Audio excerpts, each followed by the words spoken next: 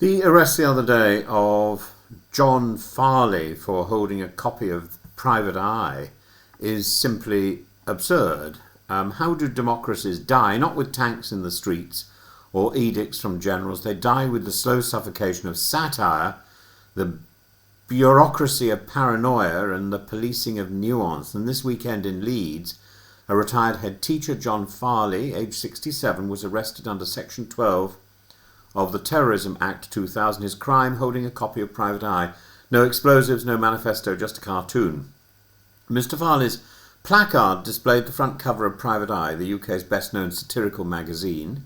It featured a grimly comic contrast: unacceptable Palestinian action, spraying military planes with paint.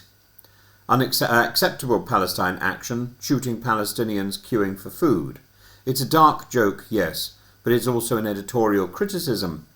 The cartoon lampooned the recent prosecution of Palestine Action as a terrorist group, a move which placed them alongside Al-Qaeda, ISIS and National Action. The government's reasoning: an incident where red paint was sprayed on RAF jets supplying arms to Israel. In protest of this heavy-handedness, Mr. Farley held up a published cartoon. He was arrested on suspicion of supporting terrorism. Under Section 12 of the Terrorism Act, it's a criminal offence to express support for a prescribed organisation, including reckless expression that might encourage others to support it. Now ask yourself, does a joke on a magazine cover count as encouragement? Is satire a gateway to terrorism? Mr. Farley had never attended a Palestine Action protest. He simply held a sign with a magazine cover, one legally printed, sold in shops across the country and available that very day a few yards away in a Leeds newsagent. West Yorkshire police detained Mr. Farley for 6 hours. Counter-terror officers questioned him. He was bruised, handcuffed, then released, with bail conditions banning him from events he had never attended. The charge has since been dropped, but no apology has followed. The police response: we're learning. From what? That satire exists?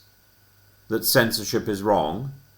The truly chilling remark came when Mr. Farley asked whether holding the same cartoon again would lead to arrest. The answer from counter-terror police: it depends on the case.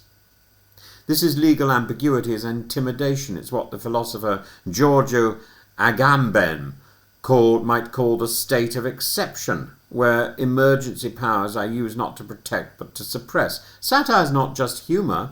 It's a weapon of scrutiny. Private Eye has long occupied the uncomfortable space where truth, mockery and provocation intersect. To criminalise the act of holding up its cover is to criminalise commentary itself. Ian Hislop, its editor, rightly called the arrest mind-boggling. The jokes, he quipped, have been criminal for years, but the joke now comes at the expense of liberty. The arrest wasn't about safety. It was about symbolism, about chilling dissent. It tells protesters, careful what you laugh at.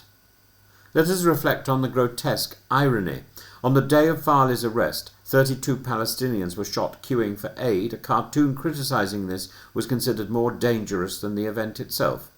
Meanwhile, peaceful protesters, including an 83-year-old priest and a former government lawyer, were arrested in London for holding signs that said, I oppose genocide, I support Palestine Action, no weapons, no threats, just signs.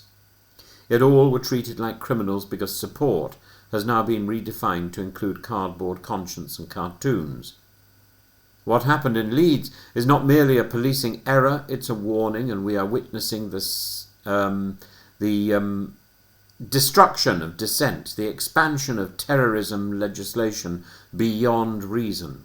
When comedy becomes contraband, when satire becomes subversive, when reading Private Eye is treated more like reading Mein Kampf, the joke is not on them, the joke is on us. As Orwell wrote, if liberty means anything at all, it means the right to tell people what they do not want to hear. Or in this case, the right to hold a magazine cover in a public square without being dragged away in handcuffs. That right must not be sacrificed, not for security, not for optics, and certainly not for the bruised egos of those who cannot bear to be mocked.